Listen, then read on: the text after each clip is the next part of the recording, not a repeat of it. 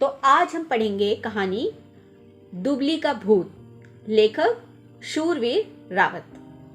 गढ़वाल ही नहीं अपितु संपूर्ण हिमालय क्षेत्रों में लोग स्थायी निवास के साथ साथ प्रायः एक अस्थायी निवास भी बनाते हैं, जिसे छानी, मरोड़ा या खेड़ा कहा जाता है।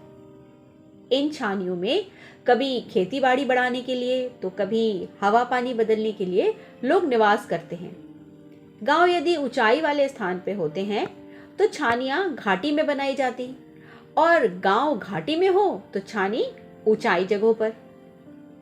यदि गांव औसतन सही जगह पर हो तो गांव से ही दूर छानियां बना ली जाती हैं, परंतु प्रायः अपने गांव के सीमा के भीतर ही। पुरानी बात है, गढ़वाल के सुदूर क्षेत्र में एक गांव था, झणकुला। उसकी छानियां गांव की पूर्व दिशा में लगभग 3 मील दूर पर थी। पहाड़ी पगडंडी से होते हुए जाते तो 2 पहाड़ी और 2 गदेरे पार करने होते, इसीलिए गांव से छानी वाला इलाका दिखाई नहीं देता था। गांव के आसपास सिंचाई वाले खेत थे और छानियों के आसपास असंचित भूमि। गांव में उपजाऊ संचित भूमि थी, परंतु पर्याप्त नहीं थी, इसीलिए गुजर बसर के लिए असंचित भूमि में भी कुछ फसलें उगानी पड़ती थी। कोदा, झंगोरा, कौड़ी, गहत आदि आदि। गांव जहां सुरक्षा की दृष्टि से कॉलोनी के रूप में बसा हुआ था, वहीं क्षेत्रफल अधिक होने से असंचित भूमि में छानियां दूर दूर बनाई गई थी। अपनी अपनी छानियों में आसपास गांव वालों ने खूब पेड़ पौधे लगाए थे। जेठ महीना खत्म होते होते जब सिंचाई वाले खेतों में धान की रोपाई कर ली जाती तो परिवार के कुछ सदस्यों को छोड़कर बाकी सब गाय, बैल, भैंस व अनाज लेकर अपनी अपनी छानियों के लिए प्रस्थान कर जाते। बरसात के पूरे दिन छानियों में कटते, खाली जगहों पर पेड़ पौधे लगाते, सब्जियां उगाते, मोटा अनाज खेतों में बोते। बारिश यदि ठीक ठाक हो जाती तो फसलें खेतों में खूब लहलाती, सभी खुश होते। ब्राह्मण को पाताड़ यानी कुंडली दिखाकर दिन बार निकलवाकर हर साल की तरह रौचंद भी अपनी गाय भैंसों को लेकर गांव वालों के साथ छानी चला गया। रौचंद के परिवार में कुल 2 ही सदस्य थे, वो और उसकी माँ।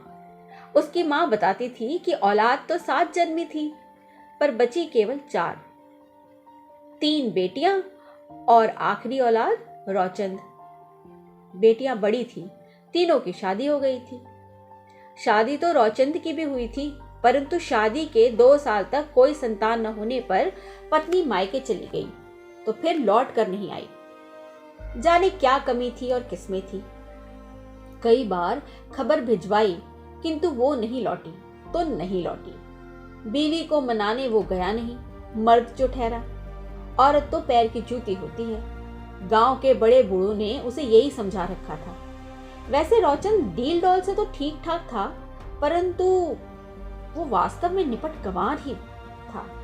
पिछले साल पिता भी गुजर गए थे। अब परिवार में रह गए वो और उसकी माँ। उसकी माँ ने उसे काफी समझाया, परंतु हठी होने के कारण वो अकेले ही भैंसों को लेकर छानी चला गया।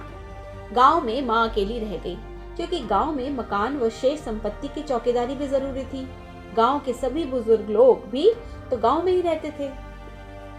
रौचंद हर चौथे 5वें दिन गांव आता था। कुछ देर माँ के साथ रहता, घर के काम निपटाता और राशन पानी लेकर शाम को वापस छानी लौट जाता। इधर सबने गौर किया कि छानी में लोग जहां मोटे तगड़े होते हैं, रौचंद दिनों दिन कमजोर होता जा रहा था। सब उसे दुबला दुबला कहने लगे।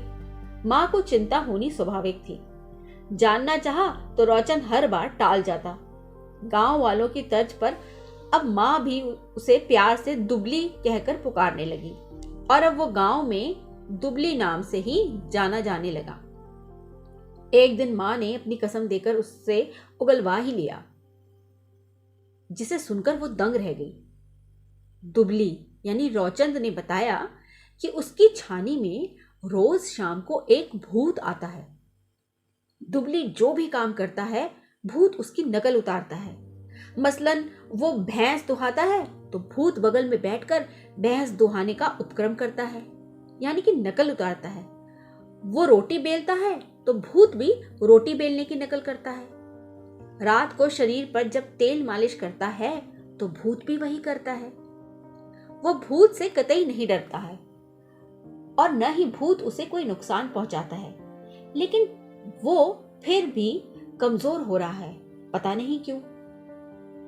मां ने दुबली को चुपचाप कुछ समझाया और निश्चिंत होकर लौट जाने को कहा।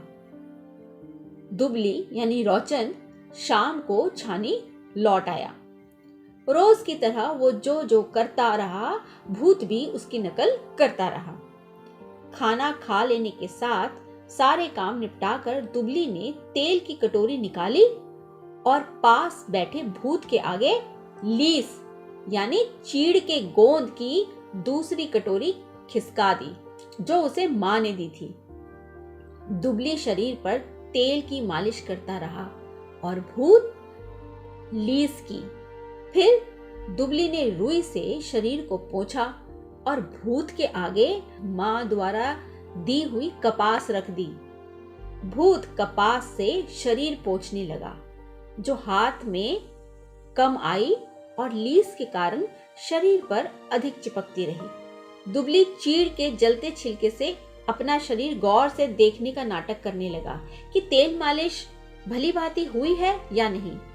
भूत ने भी वही किया तो उसके शरीर पर लगा लीस और कपास आग पकड़ गया। भूत चिल्लाता हुआ बाहर की ओर भागा और दहाड़ मारकर रोने लगा, दुबली ने मुझे जला दिया, दुबली ने मुझे जला दिया। और भूत अंततः नीचे बह रही नदी में कूद गया। नीरव अंधेरी रात में घाटियों से टकराती हुई भूत की दहाड़ें वर्षों तक लोगों ने सुनी, परंतु उसके बाद भूत लौटकर छानी में नहीं आया। आज 100-150 साल बीत गए हैं। जब कभी लोग अपनी छानियों में जाकर रहते हैं तो भूत का रोना रात को कभी कभार सुनाई देता है। भूत उस इलाके में आज भी दुबली का भूत नाम से जाना जाता है। आशा है आपको ये कहानी पसंद आई होगी, तो हमारे चैनल को सब्सक्राइब कीजिए। धन्यवाद।